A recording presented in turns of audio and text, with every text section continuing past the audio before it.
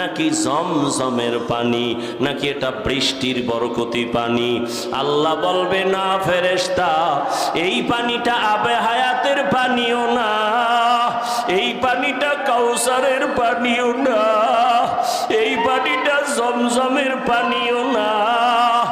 এই পানি আমার নবীর গুনাহগার উম্মতের চোখের পানি। ওই বাংলাদেশ মাঠের মধ্যে আমার মাওলার আশিকেরা বসে বসে কান্না করেছে, গুনাহগারেরা বেনামাজিরা চোখের পানি ছেড়ে কান্না করেছে,